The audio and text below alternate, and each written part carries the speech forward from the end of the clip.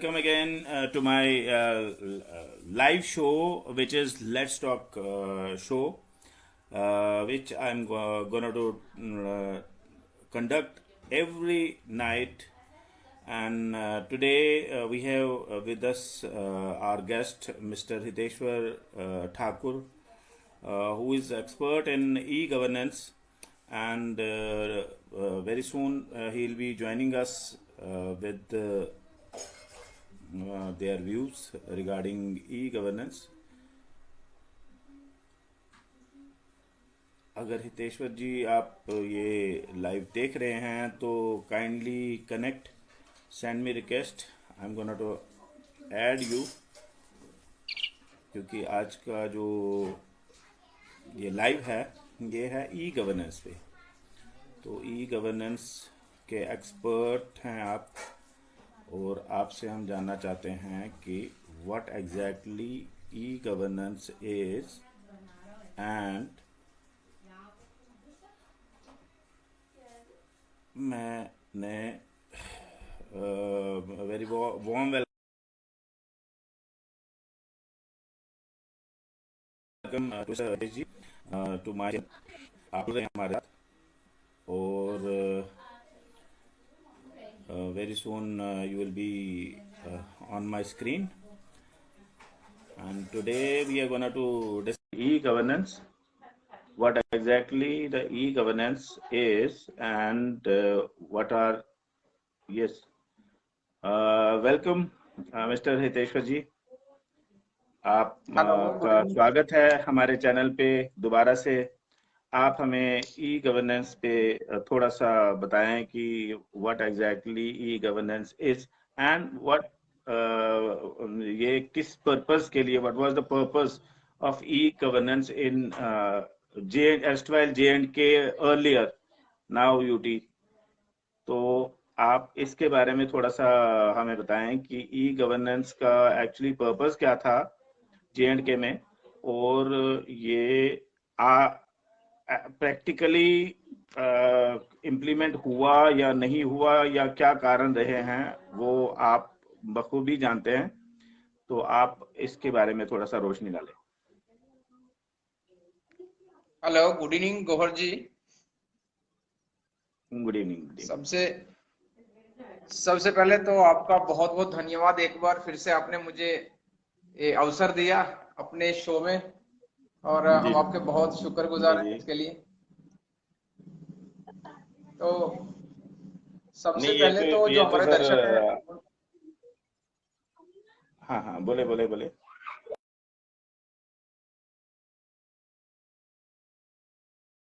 हुआ टॉपिक है और इशू है। मान लो विलेजेस में गांव तक की बात जब पहले करी गई थी कि हम गांव तक ई गवर्नेंस को पहुंचाएंगे, तो हर गांव में, डिस्ट्रिक्ट में, तहसील में, गांव तक ये हमारा जो मान लो सिस्टम्स होंगे, ई गवर्नेंस होगा, वहां से ही सारा कुछ आप ऑपरेट करेंगे। तो उस पे आप थोड़ा सा बता दीजिएगा। तो आपको मेरे लाने का यही मकसद है कि आप थोड़ा सा एलैबोरेट करके बता सकते हैं, because you are the expert in e governance. Exactly sir, आपने बहुत सही कहा कि ई गवर्नेंस का जो एक मोटो था सेंट्रल गवर्नमेंट का, कि फर्स्ट ऑफ ऑल 2006 में एक इनिशिएटिव लिया गया गवर्नमेंट ऑफ इंडिया की तरफ से कि जो मिनिमम गवर्नमेंट मैक्सिमम गवर्नेंस, और आजकल हमारे माननीय प्रधानमंत्री जी और जो सेंट्रल मिनिस्टर हमारे पीएमओ में, वो भी ई गवर्नेंस की काफी चर्चा कर रहे हैं। सेंट्रल स्पॉन्सर्ड स्कीम जो भी हैं, और जो ओवरऑल इंडिया के अंदर जितनी भी सेंट्रल स्पॉन्सर्ड स्कीम्स हैं, और खासकर उनको लागू करने के लिए इन्होंने कहा था कि हम ई गवर्नेंस को बढ़ावा देंगे। और इसी प्रकार से ये इन्होंने एक इनिशिएटिव लिया 2009 में, जम्मू कश्मीर के अंदर भी ई गवर्नेंस को लॉन्च किया। बिल्कुल। तो सबसे पहले हमारी जो स्टेट है उसके अंदर ई गवर्नेंस को बढ़ावा देने के लिए एक एजेंसी क्रिएट की गई जिसका नाम है Jammu and Kashmir e governance agency. बहुत यस चुनिंदा लोग, बहुत कम लोग इस एजेंसी से वाकिफ होंगे कि जम्मू कश्मीर में ई गवर्नेंस को बढ़ावा देने के लिए और खासकर रूरल एरियाज को कनेक्ट करने के लिए जो एक ई गवर्नेंस का एक कंसेप्ट आया, उसमें Jammu Kashmir e governance agency का बहुत बड़ा रोल है। लेकिन जी बदकिस्मती की बात यह है कि हमारे इंफॉर्मेशन टेक्नोलॉजी जो डिपार्टमेंट है गवर्नमेंट ऑफ जेएंडके का, उसके अंदर ये एजेंसी का सिर्फ बोर्ड एक टैग मात्र रह चुका है। जो सही मायने में इसका जो काम है वो ग्राउंड लेवल पे बिल्कुल भी ई गवर्नेंस का कोई भी काम नहीं हो पा रहा है, बिल्कुल नहीं सर।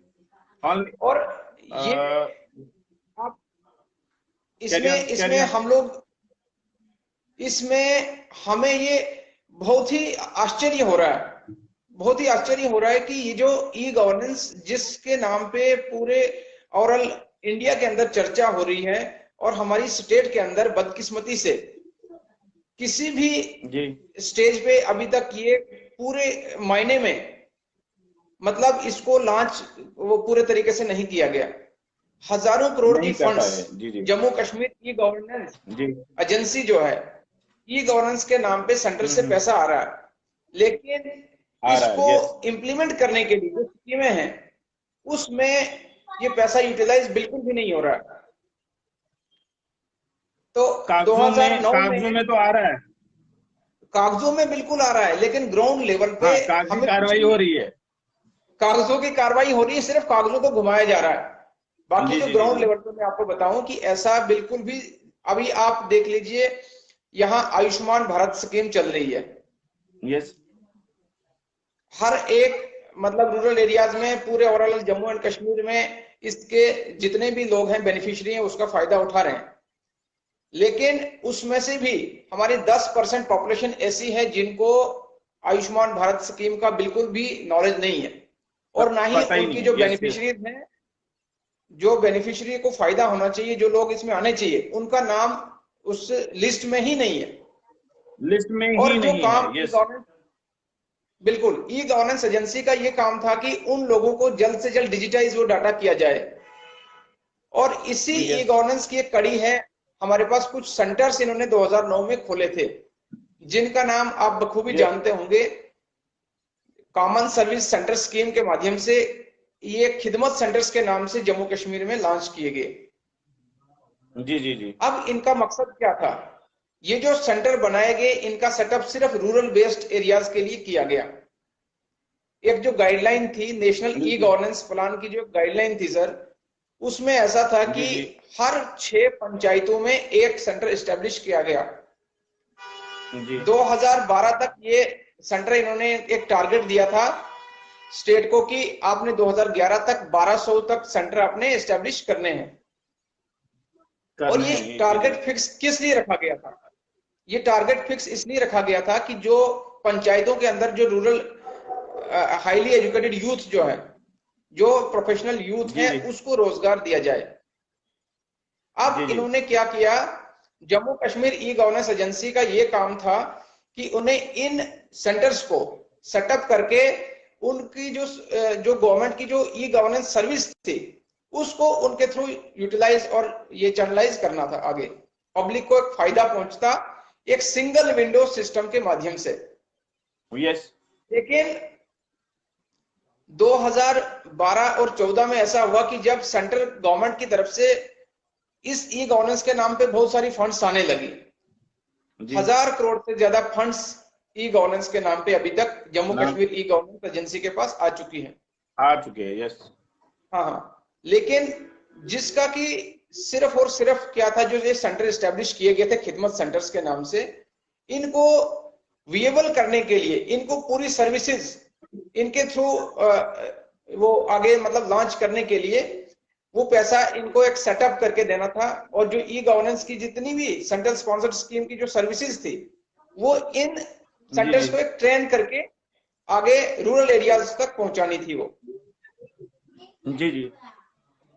तो अभी हमें आपके समक्ष ये सारी चीजें रखने का अब ये मकसद इसलिए है कि ये अब जनता को भी ये जागृत करने की एक आवश्यकता आ गई है कि जो जनता जनार्दन है, जो लोग जिनके लिए ये चीजें गवर्नमेंट ने रखी हैं, लेकिन वो जनता तक ही ना पहुंचे तो इसका कागजों में रहने से क्या फायदा है? फायदा ही क्या? अब देखिए जम्मू कश्मीर बिल्कुल बिल्कुल बिल्कुल। ई गवर्नेंस एजेंसी, किसी को भी पता नहीं अभी तक कि इसका काम क्या है। ई क्या है गवर्नेंस बिल्कुल। एजेंसी का मेन मकसद ही यह था कि ये जो सेंटर इन्होंने एस्टेब्लिश किए, इनको पूरी तरीके से विएबल करना था। इनको पूरी ई डिस्ट्रिक्ट के माध्यम से हर एक डिस्ट्रिक्ट और हर एक पंचायत को ई गवर्नेंस के साथ जोड़ना था। लेकिन बदकिस्मती की बात यह है कि अभी तक कोई भी पंचायत जम्मू कश्मीर के अंदर डिजिटाइज नहीं हुई है। तो आज का बिल्कुल नहीं सर, कोई भी डाटा डिजिटाइज नहीं है। लोगों को आजकल आप देखिए कि आजकल जो भी स्कीम है वो सारी ऑनलाइन है। अब लोगों को एक छोटा सा डॉक्यूमेंट डाउनलोड करने के लिए 40 किलोमीटर पैदल डिस्ट्रिक्ट हेडक्वार्टर पे आना पड़ता है, जबकि सेंट्रल गवर्नमेंट का बिल्कुल जो भी दूर दराज के इलाके रूरल बेल्ट है, एर्स्टवाइल चिनाब वैली जो है ये रूरल बेल्ट है। यहाँ पे 100 किलोमीटर 200 किलोमीटर, मान लो 40 किलोमीटर 50 किलोमीटर पैदल चल चल के लोगों को आना पड़ता है अगर किसी मुकाम तक पहुंचना है। तो ये उन्हीं के लिए ये फायदा था, ये ई गवर्नेंस जो गवर्नमेंट ने लॉन्च करा था, ताकि उनको डोर स्टेप्स पे फैसिलिटेट किया जाए। और अगर वो एक सिर्फ कागजी कार्रवाई है तो फिर फायदा क्या रहा उस चीज का, ई गवर्नेंस का? देखो there are crores of funds जो कि जिनका अभी कोई हिसाब किताब नहीं है। अब ये पैसा आता किस लिए है और इसको यूटिलाइज कहां पे किया जाता है, ये सारी चीजें एक बहुत सोच का विषय है ये। तो इसमें मैं चाहता हूं कि कहीं ना कहीं हमारी ये हमारे माननीय एलजी साहब से ये अपील होगी कि Jammu Kashmir e governance agency का मकसद क्या है और वो किस लिए बनाई गई है, इसको थोड़ा सा इसके ऊपर इसको the purpose of e-governance agency should be defined। क्या should be defined? हमारा यही है they must be acknowledged कि what exactly the purpose of e-governance is। वो प्रैक्टिकली अगर इम्प्लीमेंट होता है तो पर्पस सॉल्व हो गया, अगर नहीं हुआ है या नहीं होता है तो फिर तो फन कोई नहीं है। ई गवर्नेंस का जो भी डिपार्टमेंट बना हुआ है वो डिपार्टमेंट फिर ऐसे ही है, कागजी कार्रवाई करने के लिए, फिर वो कागजी कार्रवाई करने के लिए बनाया गया है। अच्छा, दूसरा रहा आपका जो सवाल था कि आप कह रहे थे कि ये हमारे जैसे खिदमत सेंटर्स इसीलिए बनाए गए थे ताकि ई गवर्नेंस इन्हीं के थ्रू हम लॉन्च कर सकें, इसी सिंगल विंडो के थ्रू हम ये स्कीमें आगे प्रोवाइड कर सकें। पंचायतों को असिस्ट करते करते वहां पे भी हम ये मान लो फैसिलिटेट कर लेते, जैसे मान लो किसी ने इंटरनेट फैसिलिटी, बाकी कंप्यूटर ये वो सारा कुछ पंचायतों में भी कर लेते। बट अगर ये कागजी कार्रवाई है तो फिर तो ये बहुत बड़ा इशू है।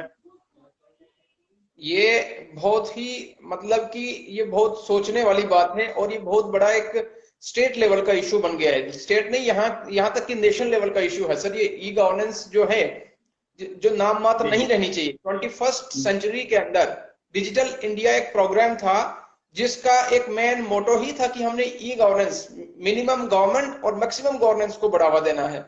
अब ये सेंटर एस्टेब्लिश करने का मकसद ये था कि करप्शन बहुत पीक पे है हमारी स्टेट के अंदर, करप्शन का लेवल बहुत हाई लेवल पे चल रहा है, और इस चीज को एक ट्रांसपेरेंट वे से आगे लेने के लिए खिदमत सेंटर्स का सेटअप और एस्टेब्लिशमेंट किया गया। लेकिन ये एक ट्रांसपेरेंट वे से, एक ट्रांसपेरेंसी लाने के लिए किया गया। लेकिन इस चीज का इस जो मेन मोटो था इसका, इसको डाइवर्ट किया गया। खिदमत सेंटर्स के नाम को ही डाइवर्ट किया गया और यहां तक प्राइवेट कंपनीज को ऑफर दिया गया। अब खिदमत सेंटर के ऊपर एक प्राइवेट एंटरप्रेन्योर या मान के चलो प्राइवेट जो है बिजनेसमैन है, वो इसको हाईजैक करने की कोशिश कर रहे हैं। तो इसमें एक बहुत बड़ी मतलब एक गलती हो रही हमारी ये गवर्नमेंट की तरफ से कि इसके ऊपर वो जो डेजिग्नेटेड एजेंसी है, इंफॉर्मेशन टेक्नोलॉजी डिपार्टमेंट है, he is the designated जी जी agency to look after the khidmat centers, to look after the e-governance yes agency. तो इसको लुक यस आफ्टर करने के बजाय उसको नेग्लेक्ट किया जा रहा है। और हमारे जितने भी ये सेंटर्स हैं जो जम्मू कश्मीर ये और लद्दाख के अंदर इस्टेब्लिश किए गए हैं, ये जी जी सिर्फ नाम मात्र रह गए हैं। ना तो इनको सरकार की तरफ से कोई सपोर्ट मिल रही है और ना ही इनको कोई टेक्निकल कोई मतलब सुविधा मिल रही है जिसके माध्यम से लोगों को ये ज्यादा से ज्यादा सुविधा मुहैया करा सके। तो अब ये है कि अपने आप में खुद पे ही निर्भर होना मुश्किल हो पा रहा है। तो इसलिए हम चाहते हैं कि गवर्नमेंट को जल्द से जल्द कोई एक ऐसी अपनी एक इंक्वायरी बिठानी चाहिए इसमें, अकाउंटेबिलिटी लाने के लिए, एक अकाउंटेबल सिस्टम को रखने के लिए कोई एक ऐसी टीम बनाए जो कि इसके ऊपर देखरेख करे। और मैं एलजी साहब की इस पे वर्कआउट करे कि whether the funds have been utilized in a proper way और कागजी कार्रवाई हुई है क्या। ऐसा होना चाहिए कि अगर ये एजेंसी बनी हुई है तो इसने क्या प्रॉपरली इसको यूटिलाइज करा है, जो फंड्स गवर्नमेंट सेंट्रल गवर्नमेंट ने हमें स्टेट के लिए दिए थे पीछे।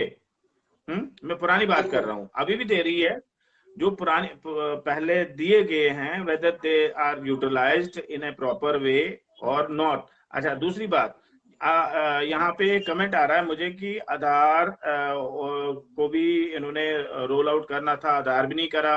अच्छा नीचे इनको आउटसोर्स करा हुआ है प्राइवेट कंपनीज को।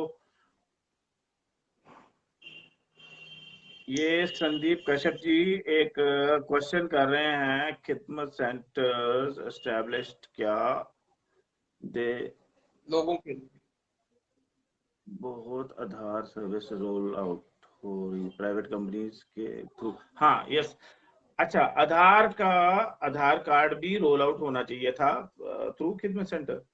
क्यों? राइट, जो एज पर प्रॉमिस जो हमें जब खिदमत सेंटर्स स्टार्ट करे गए थे तो सारी चीजें थ्रू खिदमत सेंटर्स ही आनी चाहिए थी। तो ये वही कह रहे हैं कि अगर कोई नई चीज आती है तो उसको ये आउटसोर्स कर लेते हैं। गवर्नमेंट का कोई भी प्रोजेक्ट नया आता है, मान लो ई गवर्नेंस के रिलेटेड, तो उसको आउटसोर्स कर लेते हैं, कोई प्राइवेट ठेकेदार बन जाता है रातों रात, तो उसको दिया जाता है जी ये ठेकेदार है इसको मतलब दे दो। यहाँ जो जबकि ऑलरेडी एक सेटअप बना हुआ है, गवर्नमेंट ने ही बनाया है, ये वाला सेटअप भी गवर्नमेंट ने ही बनाया है। तो इसके बावजूद अगर आप किसी प्राइवेट ठेकेदार को कोई ठेका दे देते हो इसका कि आप जी आउटसोर्स करके आप इसको चलाओ। अच्छा पीछे एक स्कीम भी आई थी हेल्थ, जेके हेल्थ से पहले वाली स्कीम जो कि रिलायंस के थ्रू आई थी, वो भी खिदमत सेंटर्स के थ्रू रोल आउट हो जानी चाहिए थी। उसमें भी इन्होंने वो ठेका किसी और को दे दिया, वो भी कॉन्ट्रैक्ट किसी और को दे दिया जो कि गवर्नमेंट मतलब एम्प्लॉइज का था। राइट हाँ तो पीछे आया था दो, इसमें ऐसा था कि गवर्नमेंट को चाहिए कि जो सेंटर्स इन्होंने एस्टेब्लिश किए, एक प्रॉपर एक इंटरव्यू लिया इनका और प्रॉपर सेटअप किया, एक क्राइटेरिया बना के इनको ये रिक्रूटमेंट हुई इनकी। लेकिन बाद में इन्होंने ऐसा किया कि ये सारी इस चीज को एक नेग्लेक्ट करने की कोशिश की और एक डाइवर्जन आ गया बीच में कि जितनी भी प्राइवेट कंपनीज थी उनको मौका दे दिया गया ये जो सेंटर्स एस्टेब्लिश किए इनके ऊपर हावी होने का। अब यहाँ एक सवाल पैदा होता है कि हमारे आईटी जो सेक्रेटरी हैं, रिसेंटली जब हमारी उनसे मीटिंग हुई थी तो हमने यही सेटअप के इन सेंटर्स के बारे में बात चर्चा हुई उनके साथ। लेकिन उनका ये मानना था कि देखिए हम जितने भी ये आपके एक एंटरप्रेन्योरशिप के जो भी एक प्रोजेक्ट्स आता है हमारे पास, जैसे आपके मान के चलो ये सीएपीडी का ये डिपो है, सीएपीडी के जितने भी डिपोज हैं या इंडियन ऑयल के हैं या भारत पेट्रोलियम के हैं या जो भी हैं ये, तो इनके लिए उन्होंने कहा कि हम एक नोडल एजेंसी हैं अगर आईटी डिपार्टमेंट नोडल एजेंसी है तो क्या Jammu Kashmir e governance agency के ऊपर वो इसके सीईओ हैं, एग्जीक्यूटिव ऑफिसर हैं, जी जी तो जी उनको देखना जी। चाहिए कि भाई एजेंसी किस काम के लिए इस्टेब्लिश की गई है और क्या सच में उसमें उसमें जो एम्प्लॉइज हैं क्या वो सच में इन जो सेंटर्स बनाए गए हैं इनको इनकी देखरेख कर रहे हैं या नहीं कर रहे हैं, या जिस काम के लिए वो बनाए जो फंड्स आ रही है क्या वो यूटिलाइज सही तरीके से हो रही है या नहीं हो रही है। अब यहाँ देखिए 40 करोड़ से ज्यादा अमाउंट अभी भी आईटी डिपार्टमेंट के पास, उसी जम्मू कश्मीर गवर्नेंस एजेंसी के पास फंसा है। और ये मानना है हमारे जितने भी खिदमत सेंटर्स हैं उनका जी ये जी। मानना है, उन्होंने अभी भी पिछले 10 सालों से वो जूझ रहे हैं कि उनको वो पैसा मिल नहीं रहा। अब इसमें आप देखिए कि क्या इस ये एक मतलब ये विषय क्या मात्र ये खिदमत सेंटर्स का है या आईटी डिपार्टमेंट का भी विषय बन चुका है, ये उनको भी देखना चाहिए इसके बारे में। तो मेरी गवर्नमेंट के साथ या गवर्नमेंट के अंदर जितने भी हमारे अधिकारी बैठे हैं उनको सोचना चाहिए कि बेरोजगार युवा उनको झांसे में लाया, उनका फ्यूचर प्राइम यूथ उनका बर्बाद करके अब वो कहां जाएंगे। अब ना तो वो गवर्नमेंट जॉब के लिए एलिजिबल हैं और ना ही वो कोई अपना बिजनेस सेटअप कर सकते हैं। आधी से ज्यादा उम्र तो उनकी बिल्कुल खिदमत बिल्कुल। सेंटर में ही चला गई। हाँ तो हाँ हाँ। ये एक बहुत बड़ा सोच का विषय है। मेरी हमेशा मैं आपके माध्यम से मैं गवर्नमेंट के आगे ये अपील करना चाहूंगा कि सर आप इस मुद्दे को, जो ये मुद्दा बनाया जा रहा है, बेवजह का मुद्दा बनाया जा रहा है, इसमें आप देखिए कि हाईली प्रोफेशनल यूथ है और युवाओं को अगर इस तरीके से खिलवाड़ किया जाए तो आने वाली जो जनरेशन होगी वो क्या सोच के गवर्नमेंट के आगे, या क्या सोच के आने वाली जनरेशन क्या सोचेगी कि हमारे फ्यूचर किस तरीके से सेफ है या सेफ हाथों में है, गवर्नमेंट के सेफ हाथ में है या नहीं है। ये सारी चीजें एक सोचने का विषय बन चुका है। एक बात कहना चाहता हूं, जिस टाइम ये खिदमत सेंटर्स अलॉट हुए थे उस टाइम मान लो यहाँ पे उतना कंपटीशन नहीं था। आप कहीं किसी अच्छे डिपार्टमेंट में नौकरी भी कर सकते थे, क्योंकि बिल्कुल आपके पास यहाँ पे कोटा था, मान लो J&K का जो कोटा होता है उस हिसाब से। अब तो यूटी बन गया है, अब तो बिल्कुल कोई चांस ही नहीं है कि अब हम हमारे जो बच्चे हैं वो compete कर सकें। आने वाले टाइम में ज्यादा टफ कंपटीशन आने वाला है।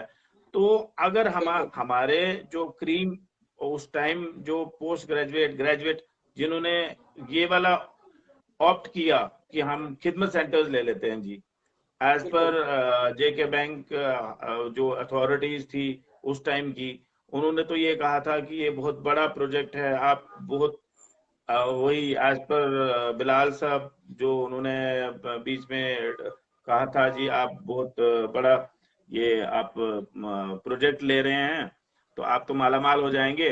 माला माल होने बिल्कुल के चक्कर में तो वो मान लो खिदमत सेंटर वाले तो कंगाल हो गए। क्यों?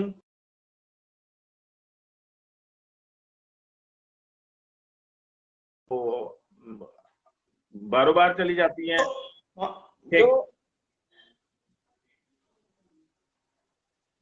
हाँ बोले बोले बोले बोले सर, बोले बोले बोले आप तो बोले, इस फिर मैं तरीके से थोड़ा ये सा इसको समराइज कर लेता हूँ। बिल्कुल इस तरीके से प्रोजेक्ट किया गया कि हमारे जितने मतलब प्रोफेशनल युवा थे उन्होंने एक ऐसा अपने आप को देखा कि जो दुबई से जॉब छोड़ के आदमी आपके इस खिदमत सेंटर के अंदर आता है। यहाँ दिल्ली बेस्ड जितने भी मल्टीनेशनल कंपनीज हैं, एमएनसीज के अंदर जॉब कर रहे थे लोग, वो वहां से छोड़ के उन्होंने सोचा कि नहीं, जिस तरीके का एक प्रोजेक्ट ये सामने लाया गया है और J&K बैंक एक फेस रखा गया सामने, तो एक J&K बैंक इस तरीके का फेस रखा गया कि लोगों ने सोचा कि जितने भी हमारे युवा थे उन्होंने सोचा कि नहीं, हम लोग एक अच्छे उस पे हमारा एक फ्यूचर ब्राइट होगा, जो एक उन्होंने एक एडवर्टाइज किया इस चीज को। लेकिन जब आज की डेट में हम लोग वो अपने जो सुनहरा वक्त हमने जो बर्बाद किया है, अब जब उसकी तरफ हम देखते हैं तो हम हमारे पास ये तो सोचने पे मजबूर हो गए कि हमारा फ्यूचर अब कैसे हाथों में।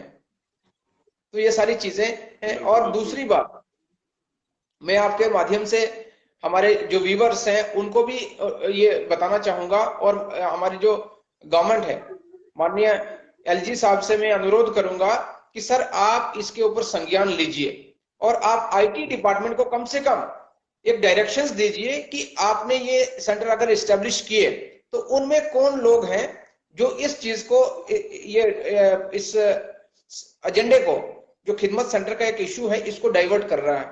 यहाँ पे जो फंड्स आ रही हैं, Jammu Kashmir e governance agency के अंदर कौन से ऐसे लोग बैठे हैं जो कि इसको पूरे तरीके से डाइवर्ट कर रहे हैं दूसरी ओर, ताकि जो एक ये जो बेरोजगार युवा हैं इनको फायदा ना मिले। हमारे आप देखिए कि एक रेशो क्रिएट किया गया 1:6 का रेशो, जो नेशनल ई गवर्नेंस प्रोग्राम की जो गाइडलाइंस थी, अभी उस चीज को भी नेग्लेक्ट किया गया, उसकी भी वायलेशंस की गई। और यहाँ पे आप देखिए आज 3000 से ज्यादा ऐसे लोगों को 10th से 12th पास लोगों को इसके साथ जोड़ दिया गया। उनको एक कंप्यूटर ऑपरेटर, मात्र कंप्यूटर ऑपरेटर नाम से उनको एंगेज कर दिया गया और कॉमन सर्विस सेंटर नाम से उनको इस्टेब्लिश कर दिया गया। ना तो उनका कोई इंटरव्यू हुआ है, ना उनका प्रॉपर वे से कोई, मतलब आज किराने वाला, एक चाय बेचने वाला जो दुकानदार है, उसके पास भी कॉमन सर्विस सेंटर की आईडी है। अब खिदमत सेंटर आईटी डिपार्टमेंट की आईडी क्रिएट की गई थी और इनको एक कोड दिया गया था, जैसे मान के चलो जेडीओडी, हमारा डोडा से है कोई तो जेडीओडी 001, इस तरीके से अल्फा न्यूमेरिक कोड इनको दिया गया। उसके बाद एक डिस्ट्रिक्ट रामबन में JRM 00 जैसे इसी टाइप के कोड्स हैं। अच्छा, ये तो आईटी डिपार्टमेंट ने खुद एक आईडी क्रिएट की जिसका नाम दिया गया OMT ID, online monitoring tool. Online monitoring tool के अंदर क्या था कि हमारी जितनी भी एक्टिविटी होती थी, अभी जैसे मैं आपके पास बैठा हूं तो जो भी मैं वर्क सुबह से लेकर शाम तक करता हूं, हमारी परफॉर्मेंस बेस पे रिपोर्ट जाती थी। और 365 दिन में से मेरी खुद की परफॉर्मेंस रिपोर्ट, सर मैं आपको बताऊं, 360 डेज कंटिन्यू में अप टाइम वो उसकी अटेंडेंस आई है हमारी, और उसका एक हमें OMT का सर्टिफिकेट आईटी डिपार्टमेंट ने दिया है। अब आप देखिए कि अगर ये लोग हमें हमारी आइडेंटिटी पूछते हैं, आईटी डिपार्टमेंट हमें बोलता है कि आपकी आइडेंटिटी क्या है, आप किसके साथ हैं, तो जब हम उनको वो सर्टिफिकेट्स प्रोवाइड करते हैं तो वो लोग जो उसके बीच में, जैसे कॉमन सर्विस सेंटर एक कंपनी है, तो उनके जो मैनेजर हैं, general manager mister Shahnawaz Rashid ji, जब भी हम कोई अपना मुद्दा सामने रखते हैं तो मिस्टर शहनवाज रशीद जो हैं वो कंपनी के, क्योंकि वो अपनी कंपनी को बढ़ावा देना चाहते हैं, क्योंकि उन्होंने अपनी कंपनी को बिजनेस देना है, वो जाके एक अपने कंपनी का फायदा वो पहुंचाने के लिए वो हमारे मसले को सिर्फ डाइवर्ट कर देते हैं। आप देखिए उन्होंने अभी PMJY के कार्ड बन रहे हैं, बाकी हर जगह से फ्री ऑफ कॉस्ट डाउनलोड हो रहे हैं, बाकी हर जगह से PMJY के card free of cost download हो रहे हैं, लेकिन कॉमन सर्विस सेंटर जो ई गवर्नेंस इंडिया लिमिटेड की कंपनी है वो हमारे से भी चार्ज कर रही है, उसमें भी हमसे चार्ज हो रहा है। तो इस तरीके से एक मतलब कि एक बेहुदा मजाक हो रहा है हमारे सेंटर्स के साथ। ई गवर्नेंस के जो सेंटर बनाए गए वो बनाए गए थे लोगों को सुविधा देने के लिए, लेकिन सुविधा देने के साथ साथ अब जब टाइमली, जैसे मान के चलो आज मैंने कार्ड बनाया किसी का PMJY, ये हमारे पास क्वेरी है सर, ये मतलब क्लियरली मैं गवर्नमेंट के सामने भी रखना चाहता हूँ, और अगर जो हमारे व्यूअर्स हैं, जो हमारे हायर अथॉरिटीज हैं, जो गवर्नमेंट अथॉरिटीज वो अगर हमें देख पा रही है तो मैं उनके सामने ये इस मसले को उनके संज्ञान में लाना चाहता हूँ कि जैसे एक कार्ड, गोल्डन कार्ड जिसको आपने नाम दिया, अगर मैंने किसी का कार्ड बनाया तो अगर आप दूसरी गवर्नमेंट के अथॉरिटी के पास जाओगे वो इंस्टेंट कार्ड उसी टाइम प्रिंट होके उसी टाइम डाउनलोड हो जाता है। लेकिन हमारे पास जो हमारे सेंटर में ई गवर्नेंस सेंटर इन्होंने जो बनाए, कॉमन सर्विस सेंटर के जो खिदमत सेंटर बनाए, उसमें क्या किया गया, जो कॉमन सर्विस सेंटर है ई गवर्नेंस कंपनी का, उसमें क्या है कि अगर आप आज कार्ड उसमें ये बेनिफिशियरी को रजिस्टर करते हैं तो 15 दिन या 20 दिन लग जाते हैं। यहाँ पीछे तो हमें कभी कभी 6-6 महीने लग गए हैं, अभी तक कुछ लोगों के कार्ड ही अप्रूव नहीं आए। जी जी जी, बिल्कुल नहीं आए। और अगर आप किसी गवर्नमेंट, जैसे आप किसी मेडिकल हॉस्पिटल में जाओ या दूसरी जो इन्होंने ऑपरेटर बनाए हैं, एक दूसरी एजेंसीज हैं कॉमन सर्विस सेंटर के अलावा, जो दूसरी एजेंसीज हैं, जैसे मान के चलो ये कोई पैन कार्ड एजेंसी है, उन्होंने भी अपने ऑपरेटर बनाए हैं आयुष्मान ये सेंटर्स।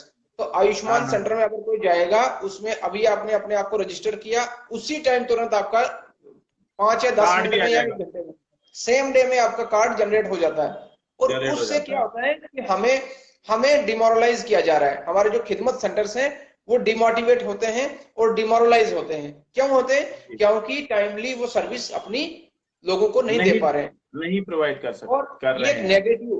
ये एक नेगेटिव फीडबैक जाता है पब्लिक के लिए कि अगर ये ई गवर्नेंस के नाम पे ये सेंटर बनाए तो ये एक तो ये गलत बात हो रही है। मैं आपको एक यहाँ से क्या है, बोले पहले आप बोले, फिर मैं एक एग्जांपल दे देता हूँ। एयरटेल एक मैं आपको पॉइंट क्लियर कर दूं। ऐसा है कि जैसे मान के चलो, मैं अपनी उसी बात पे आ जाऊंगा। मतलब कि इन सेंटर्स को इसलिए एस्टेब्लिश किया गया कि लोगों को सुविधा दें, मूलभूत सुविधाओं से वंचित ना हो हमारी जो जनरल पब्लिक है।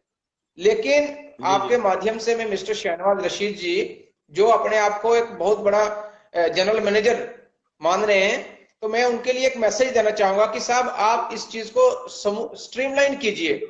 आप Jammu Kashmir e governance agency के साथ अगर आप हाथ मिला रहे हैं, तो आप इस चीज को स्ट्रीमलाइन कीजिए और इस चीज को स्मूथ बनाइए कि लोगों को जो card free of cost download होता है, तो उसके आप चार्जेस कंपनी क्यों ले रही है? आप उसमें स्पष्टीकरण दें। और आईटी डिपार्टमेंट के जो सेक्रेटरी हैं वर्दी सिमरनदीप सर, मैं उनसे भी अनुरोध करना चाहूंगा कि सर आप उस पर भी संज्ञान लीजिए कि अगर कोई कंपनी अपने आप को गवर्नमेंट की कंपनी या लिमिटेड कंपनी बता रही है, तो उसमें कार्ड जनरेशन के पैसे क्यों कट रहे हैं? और इसमें क्या होता है कि हमारा जो कस्टमर है, जो लोग हमारे पास आना चाहते हैं, वो गुमराह होते हैं और दूसरी बार वो हमारे पास अप्रोच नहीं करते हैं, क्योंकि उनको लगता है कि हमें यहाँ पे टाइम स्पेन और टाइम लेगिंग, बहुत ज्यादा लंबा टाइम लग रहा है, और इस वजह से ई गवर्नेंस एक नाम मात्र ही रह गया है। और मैं चाहूंगा कि आप भी जो काम कर रहे हैं, मैं वो थी ये सराहने वाला काम है, और मैं आपकी जितनी तारीफ करूं उतनी कम है कि क्रिएटर टीवी के माध्यम से हम लोग हमेशा, और हमारे लोगों को आप नए नए प्रोग्राम के साथ, नए नए प्रोजेक्ट्स के साथ जोड़ते हैं, और लोगों को रूबरू आपके थ्रू जो लोगों को पहचान मिलती है, और जो लोगों को ये इंफॉर्मेशन, एक इंफॉर्मेटिव सिस्टम आपने जो बनाया है, इसका मैं आपका बहुत बहुत आभारी हूं। और आइंदा भी आप ऐसे काम करते रहें, और हमारे युवाओं का जो हौसला आप हमेशा बढ़ाते रहें। पीछे जितने भी एक दो इंटरव्यू आपने मेरे भी लिए फर्स्ट पीछे जो हुआ, और इसके बाद मैं देख रहा हूँ कि नई नई पर्सनैलिटीज को आप रूबरू करवाते हैं, तो मैं इसके लिए आपका बहुत बहुत आभारी। बिल्कुल ये हितेश जी, आपका बहुत बहुत शुक्रिया। मैं अब थोड़ा सा इसमें ऐड करना चाहता हूँ कि जैसे एयरटेल जब कंपनी नई नई आई थी, तो बीएसएनएल को थोड़ा सा क्या किया जाता था, थोड़ा सा डाउन किया जाता था ताकि एयरटेल चले। ये पुरानी बात है, बहुत पुरानी बात, जब नया नया लॉन्च हुआ था। तो वही बात हुई जब अभी तो बीएसएनएल का नामो निशान ही खत्म कर दिया, कोई और कंपनी आ गई तो बीएसएनएल का नामो निशान ही खत्म हो गया। तो ये चीजें चलती रहती हैं, बट गलत है, ऐसा गलत है। अगर गवर्नमेंट ने किसी अदारे को डेजिग्नेट करा है, जेके बैंक बहुत बड़ा अदारा है, जेके बैंक की ही ये शाखाएं हैं, खिदमत सेंटर जो हैं ये जेके बैंक की ही छोटी छोटी शाखाएं हैं। अगर इनको डेजिग्नेट करा गया है गवर्नमेंट की सारी स्कीम्स के लिए, अगर गवर्नमेंट का सारा, मान लो अगर सैलरीज वहां से आती हैं, सारा कुछ आ जाता है, गवर्नमेंट के फंड्स वहां से, गवर्नमेंट के अकाउंट वहां पे हैं, तो अगर सारा कुछ वहां से होता है, तो गवर्नमेंट की जो ये डेजिग्नेटेड ऑफिसेज हैं, एंटरप्रेन्योर्स हैं गवर्नमेंट के डेजिग्नेटेड, तो क्यों ये दोबारा से सहारा लेते हैं किसी ठेकेदार का, या तो वो चढ़ावा चढ़ा देता है। बिल्कुल। यही रीजन हो सकता है। आइदर कोई चढ़ावा चढ़ाया गया होगा तो तभी किसी और एजेंसी को ठेका दिया गया, नहीं तो जेके बैंक तो बहुत प्रीमियर इंस्टीट्यूशन है जो कि सेंटर को फंड देता है।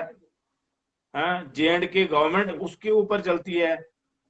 तो J&K जेके बैंक जो है, जेके बैंक के ही शाखाएं हैं ये खिदमत सेंटर्स।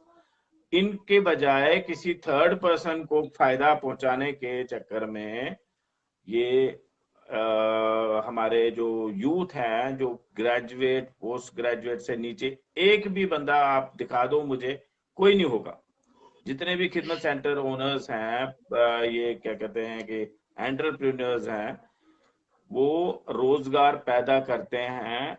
सिर्फ अपना ही नहीं, कई लोगों का रोजगार उनके साथ जुड़ा हुआ है। तो गवर्नमेंट कोई भी हो, पुरानी गवर्नमेंटें रही, पीडीपी की गवर्नमेंट रही, एनसी की गवर्नमेंट रही, सभी ने बेड़ा गर्क कर दिया। अब यूटी है और एलजी गवर्नमेंट है, और जो एलजी साहब हैं, वो मैं रिक्वेस्ट करता हूं उनको कि kindly look into the matter, क्योंकि ये खिलवाड़ जो है एजुकेटेड यूथ के साथ अगर होगा या हो रहा है, ये बहुत गलत है। और अगर किसी ठेकेदार को इन्होंने ठेका दे दिया हुआ है, वो भी गलत है। वो किस बेस पे इन्होंने ठेका दिया हुआ है? अगर एग्रीमेंट हमारा खिदमत सेंटर वालों का जेके बैंक के साथ हुआ है कि आपको ये सर्विसेज प्रोवाइड की जाएंगी, और वो क्लियर लिखा हुआ है कि ये सर्विसेज यहाँ पे J&K में प्रोवाइड की जाएगी। अभी यूटी बनने से पहले ही वो ठेकेदारों को दिया गया। बिल्कुल। जैसे आप ई गवर्नेंस की बात कर रहे हैं, तो ये तो पेपर वर्क सिर्फ हो रहा है इन्फो IT डिपार्टमेंट में। प्रैक्टिकली तो ई गवर्नेंस मुझे किसी भी खिदमत सेंटर में नहीं लगा, नहीं दिखा कि ई गवर्नेंस प्रैक्टिकली इम्प्लीमेंट किया गया है। तो ये तो सिर्फ बातें करने या उनसे नहीं, प्रैक्टिकली मुझे मेरा आई रिक्वेस्ट ऑनरेबल एलजी साहब टू इंटरवीन, और अकाउंटेबिलिटी इसमें बनती है। पूरा चेक किया जाए पिछले, आप 12 साल से प्रोबेशन पे हो, बिल्कुल। खिदमत सेंटर ओनर्स जो भी एंटरप्रेन्योर्स हैं 12 साल से प्रोबेशन पे हैं। 12 साल का प्रोबेशन किस ऑर्गेनाइजेशन का है, मुझे पहले ये तो बताएं कोई, कि 12 साल की तपस्या कर रहे हैं, 12 साल से तपस्या कर रहे हैं, वेट कर रहे हैं कि हमारे लिए कुछ हो जाएगा, but still they are suffering. तो आपका ये जेन्युइन इशू है, तो इस इशू पे डेफिनेटली काम किया जाएगा। आपका हमारा वीडियो इंशाल्लाह सारे देख रहे होंगे, और इवन मैं तो शेयर करूंगा दूसरी अच्छी अच्छी जगहों पे भी शेयर करूंगा, ताकि वो भी इस चीज को नोट डाउन करें और आपका मसला हल करें। क्योंकि आपने बहुत ही तपस्या करी 12 साल तक, मान लो 2009 से लेके आज 21 है, तो 12 साल ही हो जाते हैं। तो 12 साल तक अभी तक कोई मैं एक चीज आपको स्पष्ट करूं, मैं एक चीज स्पष्ट करना चाहूंगा यहाँ, कि जैसे ई गवर्नेंस ये सिर्फ और सिर्फ हमारा मसला ही नहीं है। अगर सेंट्रल गवर्नमेंट की ओर से एक गाइडलाइन आती है कि ये जो हमारे जनरल पब्लिक है उसको फायदा पहुंचाना है ई गवर्नेंस को बढ़ावा देके, रूरल जो हमारे पास रूरल बेल्ट जितनी भी है, रूरल पंचायत हैं या जो भी हमारे पास रूरल एरियाज हैं, उनको डिजिटली सशक्त करना है। तो डिजिटली सशक्त कहां से हो रहे हैं ये? जहां की किसी भी हमारे पास रूरल एरियाज हैं, उन वहां तक अभी भी इंटरनेट कनेक्टिविटी बिल्कुल भी नहीं है, जीरो के बराबर है। आप देखिए पंचायतों में इन्होंने वीसेट लगाए, बीएसएनएल की वीसेट लगे हैं, तो खाली छतरियां रखी हुई हैं, छतरियां ही रह गई हैं, वो छतरियां रह गई हैं। वो भारती की वो छतरियां हैं, वो मैंने देखी हर जगह पे, जितने भी खिदमत सेंटर्स हैं वहां पे छतरियां ही हैं। कम से कम 2.5 से 3 लाख की मशीनरी लगाई गई है। और वो बेकार पड़ी है, पिछले 3-3 4-4 साल से वो बेकार है, अच्छा, पंचायतें खाली हैं, एक और चीज मुझे मुझे मुझे याद आ रही है, एक और चीज मुझे याद आ रही है, सॉरी आई इंटरप्टेड यू। जो मटेरियल आपको मिला था जब आपने खिदमत सेंटर लिया था, दैट वाज सब स्टैंडर्ड मटेरियल क्या? क्या उस पे बात करी आपने कभी? डिफंक्ट मैंने जो कम से मटेरियल कम आपको एक बार नहीं, इनिशियली मिला था वो भी लोन पे मिला था, हाँ? वो बिल्कुल सारा सब स्टैंडर्ड मटेरियल था, उस पे भी कोई टोपी घुमाई गई। अब उसमें जो इनके वो कमीशन किसने एजेंट थे, घुमाई?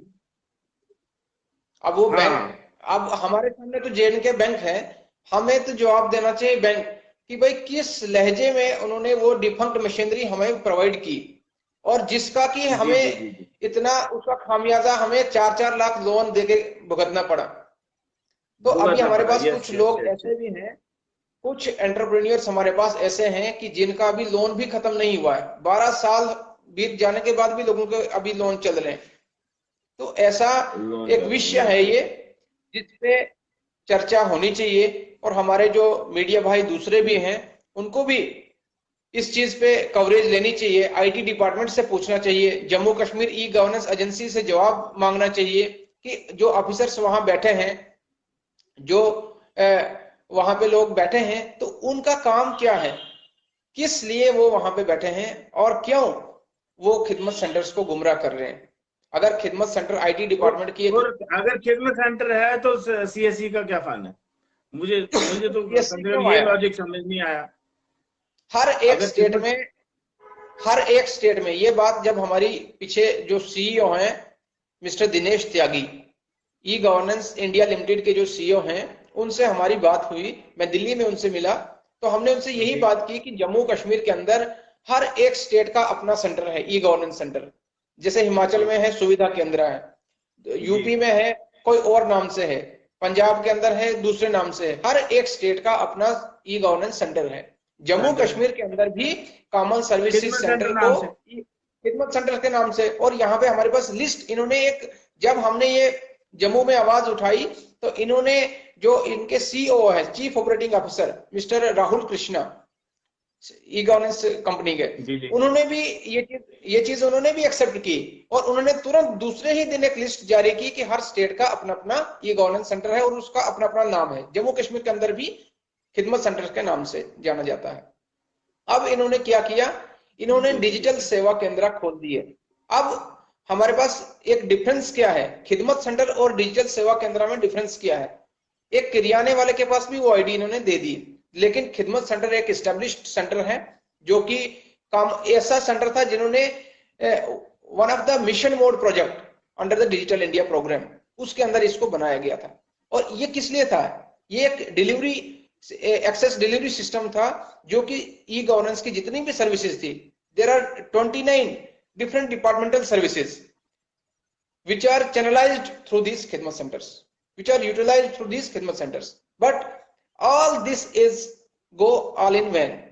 सब जो है उसके ऊपर एक आईवाश किया गया, और इसको ऐसे छोड़ दिया कि जैसे इनका कोई मतलब देखने वाला ही नहीं है, या इसका बैकअप गवर्नमेंट का था। बैकएंड पे जितनी भी सर्विस थी गवर्नमेंट की, बैकएंड पे जितनी थी उसको फ्रंट एंड डिलीवरी खिदमत सेंटर्स ने देना था।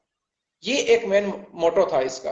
और आईटी डिपार्टमेंट जो है, और रीच रीच आउटरीच, इसका आउटरीच, ये आईटी डिपार्टमेंट मकसद जो ये था, था कि दूर दराज फार फ्लंग एरियाज तक आपकी रीच होती। मान लो जेके बैंक अपनी ब्रांचेस तो खोल नहीं पा सकता था, आप बिल्कुल मड़वा की बात करें, दक्षिण मड़वा, या उससे ऊपर वाले एरियाज जो जहां पे पैदल चलने में 2-2 3-3 दिन लग जाते हैं, वैसे बिल्कुल वैसे एरियाज के लिए ये मान लो बनाया गया था।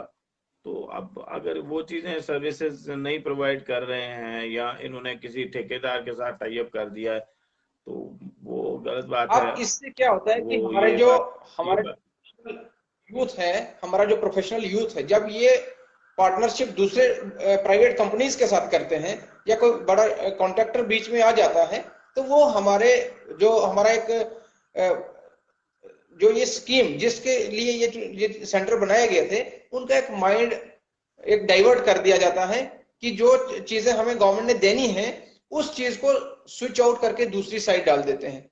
और इससे क्या होता है कि हमारा जो युवा है, हमारा जो प्रोफेशनल युवा है, वो डीमोटिवेट और डिमोरलाइज हो जाता है और उसको कोई भी काम करने की क्षमता नहीं रहती। और आगे जाके जो कमिंग जनरेशन है उसके ऊपर भी बहुत बड़ा प्रभाव, और बेरोजगारी का सबसे बड़ा साधन ही यही है कि जो जो इन्होंने एस्टेब्लिशमेंट की थी जिस काम के लिए, एंटरप्रेन्योरशिप को बढ़ावा देना था, लेकिन वहां सबसे बड़ी दुर्भाग्य की बात यह है कि इन लोगों को डिमोरलाइज किया गया और इनका जितना भी काम था वो सारा बंद करवा दिया गया। मतलब जो स्मूथली सिंगल विंडो सिस्टम का काम था, जितनी भी सर्विसेज थी वो सिर्फ और सिर्फ खिदमत सेंटर से होनी थी। और इन्होंने 3000 से ज्यादा, मैंने रिसेंटली एक डिबेट करा था, ये एक सेशन करा था एंटरप्रेन्योरशिप के लिए।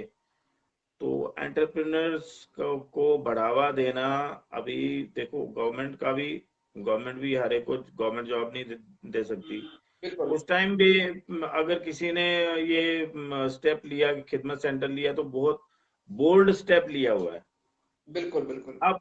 अब अगर उनके साथ डीच कर रहे हैं कि अब यहाँ से किसी ठेकेदार, कोई पैसे वाला है, उसने कोई रातों रात कंपनी बना दी और उसको ठेका दे दिया, आप ये चलाए जाओ, ये वाली स्कीम चलाओ, पासपोर्ट बनाए जाओ, पैन बनाए जाओ।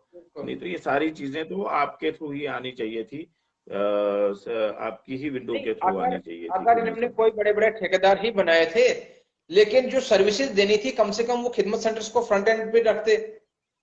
जो युवा इन्होंने जिस काम के लिए रोजगार दिया, उस रोजगार के ऊपर कोई असर ना पड़ता तो हमें कोई ऑब्जेक्शन नहीं थी। अब जो भी नया आदमी आता है यहाँ पे, वो चढ़ा के चला जाता है। तो हमारे जो, क्योंकि हम लोग ट्रांसपेरेंसी पे विश्वास करते हैं, हम लोग तो उस प्रोजेक्ट को देख के आए थे कि इसमें ई गवर्नेंस में एक ट्रांसपेरेंसी है, एक सिंगल विंडो सिस्टम होगा और एक स्मूथ वे से हम इसको आगे लेके जाएंगे। और हमने बड़े ईमानदारी के साथ इसमें काम किया। अब डिजिटल इंडिया की बात कीजिए, अब जनधन योजना की बात कीजिए। जनधन योजना में हमारे लोगों ने 4000 से ज्यादा विद इन ए मंथ एक 4000 से ज्यादा अकाउंट का टारगेट दिया जे&के बैंक को। और जब डिजिटल इंडिया की पेमेंट चल रही थी, जब ये बता रहे थे कि हमने मिनिमम पेमेंट सिस्टम ये यहाँ पे लागू करना है, जो आपका डिजिटल पेमेंट्स का सिस्टम था, तो उसमें भी हमने मतलब कि 100% टारगेट अचीव करवाया। और बाद में इसका अवार्ड जो है या तो आईटी डिपार्टमेंट ले जाता है, अवार्ड इसका या तो आईटी डिपार्टमेंट ले जाता है या तो फिर हाँ, जनधन का भी कभी कईयों का पेमेंट अभी भी पेंडिंग है, अभी नहीं मिला है उनका। बहुत सारे लोगों को ये मतलब कि जिस चीज के लिए जो डिपार्टमेंट बनाया गया है, वो अगर उसको अप्रोच की जाती है तो वहां उसको पूरी मतलब सुविधा नहीं मिलती है। अब हमारे पास फाइनेंशियल इंक्लूजन डिपार्टमेंट जो है जे&के बैंक का, वो स्पेशली फॉर खिदमत सेंटर्स के लिए है। अब जब वहां पे हमारे लोगों को जितना भी, जैसे आज डॉक्यूमेंटेशन की बात ले लो आप, जब लोन डॉक्यूमेंटेशन हमारे खिदमत सेंटर्स के उन्होंने मतलब कि उनके पोर्टल पे दिया गया है कि जितने भी लोन डॉक्यूमेंटेशन होगी जो हमारे रजिस्टर्ड सेंटर्स हैं उनके थ्रू की जाएगी। लेकिन आज कुछ ब्रांचेस जो हमारे जम्मू कश्मीर के बैंक के कुछ ब्रांचेस हैं, उसमें क्या होता है कि वो लोग खुद से ही डॉक्यूमेंट टाइप करके तो अपने मतलब इन्होंने एक अपने आप को भी दुकानदारी बना दिया। अगर इन्होंने स्टैब्लिश किया था जिसके लिए सेंटर, उनको वो काम नहीं देना है, खुद से काम करना है और खुद कमिशन एजेंट्स बिठा के रखे हैं तो उनसे काम करवा देते हैं। और यहाँ पे भी वो तो गलत बात है, वो तो भी हमारे लोगों को वो चीज का सामना करना पड़ रहा है। वो चीजें आइडेंटिफाई करनी चाहिए कहाँ कौन से बैंक से ऐसा हो रहा है। क्योंकि देखें, ई गवर्नेंस तो जो ये क्या कहते हैं कि जो बैंकिंग सर्विसेज जो प्रोवाइड करनी है, मान लो लोन डॉक्यूमेंटेशन वगैरह, उसमें तो खिदमत सेंटर का ही हक बनता है। कल को कोई और ठेकेदार आ जाएगा, मैं जी बड़ा वकील हूँ, मैं आपको डॉक्यूमेंटेशन सभी पूरे जे&के को दे दूंगा, तो क्या खिदमत सेंटर वाले एक्सेप्ट करेंगे? तो खिदमत सेंटर वालों को भी चाहिए कि इस पे थोड़ा सा आइडेंटिफाई करे कि कौन सी ब्रांच में ऐसे डॉक्यूमेंट्स के हैं। हाँ हाँ, तो उनको भी इसमें भी थोड़ा सा चेक लगना चाहिए। तो बाकी हमारे चिब्बर साहब जो हैं वो नाइस इंसान हैं, वो भी इस पे देखेंगे, अच्छा देखेंगे, क्योंकि मैंने भी उनके साथ काम किया हुआ है एक टाइम पे, तो वो बहुत अच्छे इंसान हैं। तो बाकी एलजी नहीं, साहब से भी रिक्वेस्ट है कि हमारी तो आपके प्लीज। माध्यम से यही गुजारिश होगी कि हमारे वर्दी चेयरमैन साहब भी इसके ऊपर संज्ञान लें कि जो खिदमत सेंटर्स, जो यूथ सफर कर रहा है आज, क्यों आपकी तरफ, मतलब कि हमारी जो राह है वो बैंक की तरफ है, हमारी राह है आईटी डिपार्टमेंट की तरफ, क्योंकि हम चाहते हैं, हमारे लड़के चाहते हैं कि वो विएबल किस तरीके से हो पाए। अगर वो आपकी ओर देख रहे हैं तो आपको इसका लुकआउट करना चाहिए, इसका नोट लेना चाहिए, इस पे संज्ञान लेना चाहिए कि कौन लोग इसके जिम्मेवार हैं, जो इन लोगों को, जो हमारे खिदमत सेंटर्स, जो हमारे ई गवर्नेंस सेंटर्स हैं, उनको जो सताने की कोशिश कर रहे हैं। कुछ जो लोग इसमें हैं मिलावस, उनके ऊपर संज्ञान लिया जाए, उनके ऊपर नजरसानी अच्छा, की अब जाए। यहाँ पे कुछ रिक्वेस्ट आ रही हैं, मैं चाहता हूँ कि अगर कोई और बोलना चाहे, आप भी रहो, लाइव लाइव रहो। अगर कोई और बिल्कुल। बोलना चाहे तो वो लिख के हमारी वॉल पे डाल दे कि वो बोलना चाहता है, तो मैं उसको भी मौका दे देता हूँ। क्योंकि अगर बिल्कुल। कोई बोलना चाहता है इसी मुद्दे पे, तो उसको भी हम ऐड कर सकते हैं।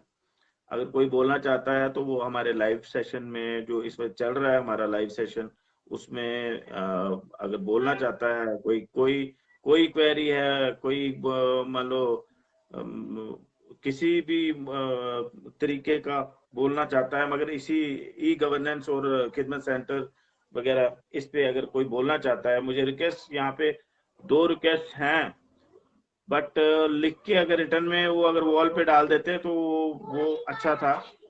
यहाँ पे जे जी आर नवाब साहब हैं, कोई इंजीनियर इस्लाम आ रहे हैं, इनका आ रहा है।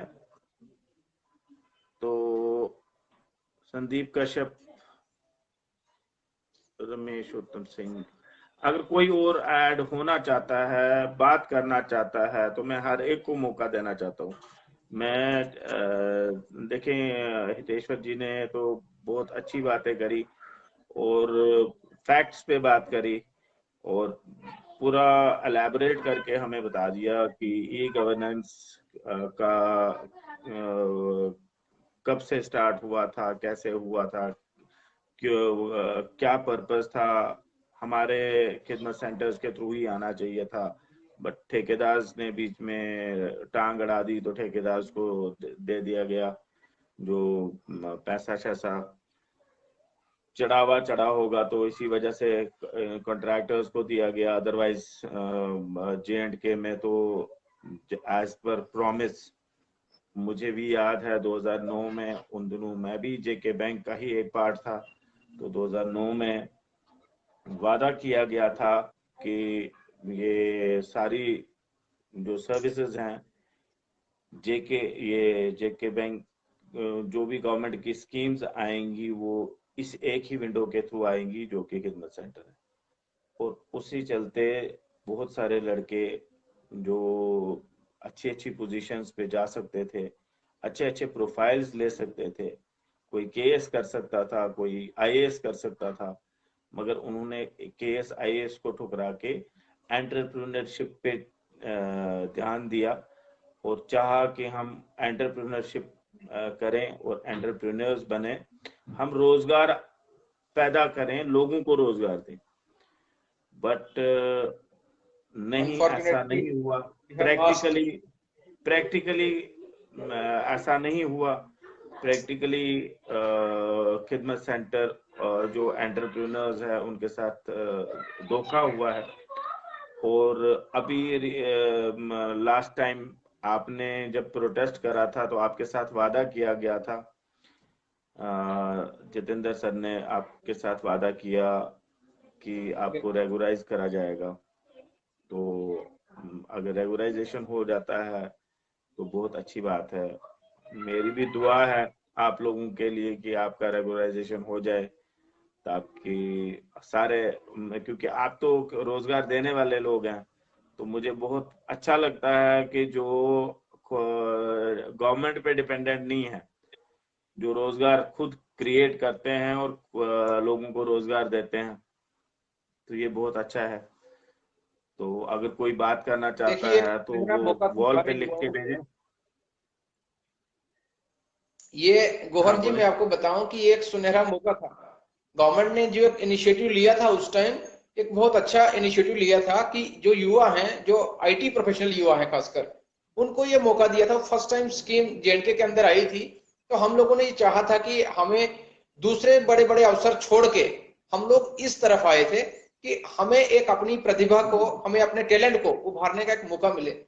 लेकिन उसका जो था नतीजा पूरा उल्ट हो गया। हमारे जितने युवा थे जो आए और जो भी काम कर रहे हैं, कुछ ने तो अभी मतलब कि अपना पूरी एज भी पार कर चुके हैं, 40 के पार हो चुके हैं, मैं उससे भी वही कह ज्यादा रहा हूँ कि उम्र है। अगर इनमें से खिदमत सेंटर्स जितने भी हैं अक्रॉस JNK, किसी भी एक बंदे को उठा के किसी भी डिबेट में ले आओ और उसका इंटेलिजेंस चेक कर लो वहीं कि से पता चल जाएगा। कितना इंटेलिजेंट है, पढ़े लिखे हैं, एजुकेटेड हैं, सारे वेल एजुकेटेड है। और उस टाइम बड़े मान लो प्रॉपर कई राउंड से गुजरना पड़ता, जैसे प्राइवेट सेक्टर का होता ना, इंटरव्यू होता है। मान लो अगर IBM का आपने इंटरव्यू कभी सुना होगा कि IBM में कैसे इंटरव्यू होता है, वहां पे 4-5 राउंड होते हैं। पहले एक राउंड से क्वालिफाई करके फिर सेकंड राउंड में जाना होता है, फिर सेकंड राउंड से क्वालिफाई होके थर्ड राउंड के चौथे राउंड में, इतने राउंड क्रॉस करके एग्जैक्टली। फिर बाद में आपकी फाइनल सिलेक्शन होती है। उसी तरह से यहाँ पे भी कई राउंड हुए हैं। कभी DGM ने इंटरव्यू लिया, कभी क्लस्टर मैनेजर ने इंटरव्यू लिया, कभी किसी और हस्ती ने इंटरव्यू लिया, तो कभी उधमपुर, कभी कश्मीर, कभी कहाँ, तो यहाँ सभी तक ने इंटरव्यू यहाँ किया तक कि प्रॉपरली। श्रीनगर में जो फर्स्ट इंटरव्यू हुआ वो चेयरमैन साहब ने खुद लिया है। चेयरमैन साहब ने खुद लिया। वही मैं कह रहा हूँ कि बहुत सारे राउंड्स हुए इंटरव्यूज के, तो उसके बाद इनको सेलेक्ट करा गया था। प्रॉपर इनका देख के, इनका IQ देख के, इनका पूरा नॉलेज देख के, इनके पेपर्स देख के, तब कहीं इनको सेलेक्ट करा गया था। तो इनके साथ ऐसा नाइंसाफी नहीं होनी चाहिए। हितेश जी, मैं आपके साथ हूँ, जब भी कभी जरूरत पड़ेगी तो मुझे याद करना। आपका बड़ा भाई हाजिर है। और मुझे बड़ा दुख होता बिल्कुल है सर। कि हमारे साथी लोग जितने भी हैं J&K के भी जितने भी एंटरप्रेन्योर्स हैं, खिदमत सेंटर, खासकर खिदमत सेंटर एंटरप्रेन्योर्स, उनके साथ अगर इनजस्टिस होता है तो वो मान लो मेरे साथ इनजस्टिस हो रहा है। तो आज के लिए इतना ही। अभी मैं देख रहा था कि बहुत सारे जुड़ना चाहते थे, बट किसी ने वॉल पे लिख के जी नहीं भेजा। अगर कोई बोलना चाहता है तो वो बोले, अभी भी चल रहा है हमारा लाइव सेशन। तो आज के लिए मुझे लगता है हमें क्लोज करना चाहिए, बिल्कुल। इख्तिताम कर देते हैं। तो आज के लिए इतना ही। हितेश जी, आपका शुक्रिया। E-गवर्नेंस पे आपने बहुत अच्छा डिस्कशन करा। तो आगे किसी और टॉपिक पे हम डिस्कशन कर लेते हैं। अभी एक और टॉपिक है जिस पे आपसे मैंने डिस्कशन करना है, वो अब मेरे दिमाग में आ गया। अभी चुनाव पे हम करेंगे। बिल्कुल। नेक्स्ट। तो नेक्स्ट हमारा एक डिस्कशन होगा चुनाव पे, क्योंकि चुनाव खोखला हो गया है, इन्होंने टनलिंग करी है, बैलेंस बिगड़ गया हुआ है, ये अर्थक्वेक आ रहे हैं, कभी भी कुछ भी हो सकता बहुत है। सारी अगर मान लो नेचुरल कैलेमिटीज का बहुत खतरा हो गया है हमारे चिनाब बेल्ट पे अब ऑलमोस्ट। जी जी जी जी। तो तो उस पे हम वो लंबा टॉपिक जाएगा, तो उस पे हम डिस्कशन करेंगे नेक्स्ट टाइम कभी। आज तो सबसे तो इसी इसी चर्चा के साथ साथ आपका भी गौहर जी बहुत बहुत धन्यवाद। और मैं आपके माध्यम से एक बार फिर से माननीय प्रधानमंत्री जी से भी, हमारे PMO में बैठे मंत्री जो गार्गी है, साहब। राज्य मंत्री हमारे डॉक्टर जितेंद्र सिंह जी, जिन्होंने हमारे साथ पूरा जी जी प्रॉमिस किया था कि जितने भी आपके ड्यूज हैं, जो हमारे पेंडिंग ड्यूज जी हैं, जी वो उन्होंने क्लियर करने का पूरा हमारे आश्वासन दिया था। 2020 फरवरी में, 18 फरवरी उन्होंने SRO 202 के साथ खिदमत सेंटर्स के इश्यू को सॉर्ट आउट करने की बात करी थी। मैं आज फिर से आपके माध्यम से उन्हें ये अपील करना चाहूंगा कि आप प्लीज माननीय जितेंद्र जी से मैं ये रिक्वेस्ट करना चाहूंगा कि सर आप प्लीज इस मुद्दे को, आप सेंटर में बैठे हैं, पीएमओ में आप एक अच्छी पोजीशन पे हैं और हमारे स्टेट के मंत्री हैं, तो हम आपसे ये अनुरोध करते हैं एक बार फिर से कि खिदमत सेंटर्स का एक बहुत बड़ा इश्यू है। ये जग जाहिर है कि ई गवर्नेंस को इम्प्लीमेंट करने में खिदमत सेंटर्स ने कोई मदद, कोई भी कोई भी कमी नहीं रखी है, कोई कसर नहीं रखी है। लेकिन इसके साथ साथ जितनी हमने मेहनत की है उसका दुगना हमें इसका खामियाजा उठाना पड़ रहा है और हमारे लोग सफर कर रहे हैं। 10 साल से ज्यादा समय बीत जाने के बाद भी हमारे साथ जो प्रॉमिस किया गया था कि आपका जो मंथली रिम्यूनरेशन है 40 करोड़ से ज्यादा फंड्स आईटी डिपार्टमेंट और Jammu Kashmir e governance agency के खाते में पड़ा पैसा है, क्यों ना वो रिलीज किया जाता है। और इसके ऊपर आप प्लीज संज्ञान लीजिए। आप आईटी सेक्रेटरी साहब को मैं ये हमारे जो माननीय आईटी सेक्रेटरी हैं इंफॉर्मेशन टेक्नोलॉजी डिपार्टमेंट, उनसे भी अनुरोध करता हूं कि आप प्लीज इस मसले को जल्द से जल्द सॉल्व कीजिए। और इसी के साथ साथ अंत में हमारे यही अपील होगी हमारे माननीय एलजी साहब से भी कि आप प्लीज इस मसले को जल्द से जल्द सुलझाइए और हमारे लड़कों को जस्टिस दीजिए, because justice delayed is justice denied and we always waiting for justice. और जैसे ही हमें आपका, इसके साथ साथ मैं आपका भी बहुत बहुत आभार व्यक्त करता हूं। गौहर जी धन्यवाद एक बार फिर से मुझे मौका देने के लिए, बहुत बहुत धन्यवाद। हितेश्वर जी आपका भी शुक्रिया मेरे प्रोग्राम में आने के लिए। नेक्स्ट हम किसी और टॉपिक पे बात करेंगे। टॉपिक तो पता ही है, टॉपिक हमने चुनाव का टॉपिक लेना है, चुनाव पे बात करनी है। चुनाव का तो बहुत बड़ा इशू है, तो उस पे बात करेंगे। टिल देन गुड नाइट, शब खैर, खुदा हाफिज, गुड नाइट, ऑल द